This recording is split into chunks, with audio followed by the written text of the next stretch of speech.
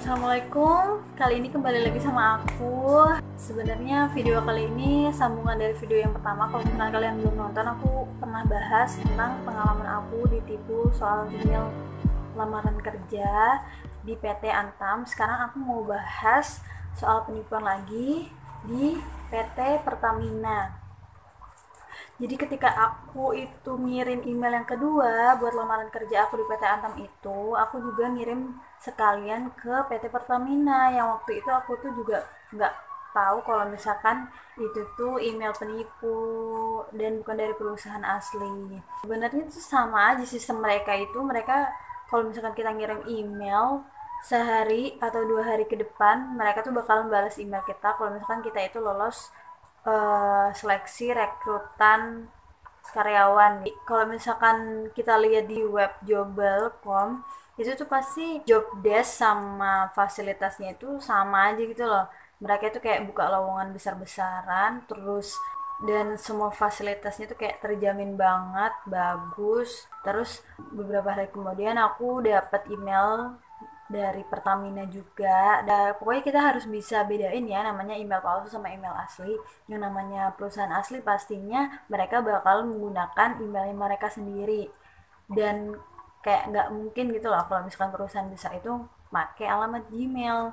Jadi yang kalau misalkan ada email masuk tentang lamaran kerja dan itu bentuknya Gmail, emailnya itu kayak ya bisa dipastikan deh itu tuh bukan real asli dari perusahaan asli itu yang kita daftar. Dan bentuk lampirannya itu sama, emang nggak persis tapi tuh sama gitu loh bentuknya. Mereka tuh kayak cuma ganti logo sama susunan penulisan aja, tapi kayak lampiran pertama, kedua, ketiga itu sama aja.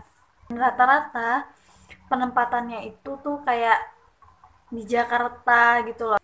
Kebanyakan juga mereka itu mengelabui, ya naruh alamatnya itu di Jakarta. Ya pokoknya kita tuh antisipasi aja sih, nggak tentu juga di Jakarta, cuman kebanyakan kayak email yang aku dapat itu aku tuh rata-rata dapatnya di Jakarta.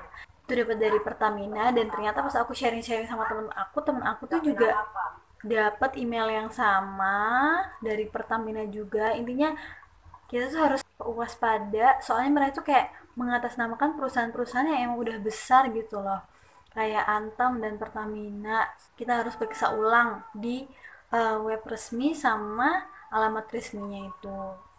Nah terus apalagi kalau misalkan ada kayak bentuk travel dan segala macam, aduh itu bener-bener udah yakin palsu banget deh. Soalnya kayak perusahaan asli tuh kayak nggak mungkin gitu loh bekerja sama-sama si travelnya. Mungkin cuman mereka itu kalau emang mau bayarin ya pasti dibayarin duluan sama si perusahaannya itu, nggak buat si calon karyawannya itu bayar dulu terus mereka ganti di tempat tuh, kayaknya tuh nggak mungkin banget itu loh.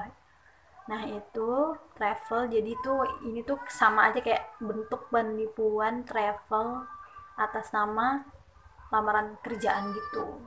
Itu ciri-ciri secara umumnya yang emang kita tuh kayak harus mengetahui dulu ciri-ciri dasarnya lewat email, alamat, terus sama lampiran emailnya itu. Dan buat selengkapnya gimana caranya kalau misalkan kalian udah terlanjur transfer, kita udah transfer segini-segini ke rekening sekian, ternyata itu kita baru tahu kalau misalkan dia penipu. Nah kita bisa datengin ke bank dan kita bisa minta blokir nomor rekeningnya itu karena dia itu penipu. Di web resminya mereka gimana cara membedakan email dari mereka yang asli sama yang palsu, sama mengantisipasi mencegah si penipuan itu, dan bagaimana caranya kalau misalkan kita udah terlanjur transfer. Tuh, kalian bisa baca sendiri di webnya itu. Gitu aja.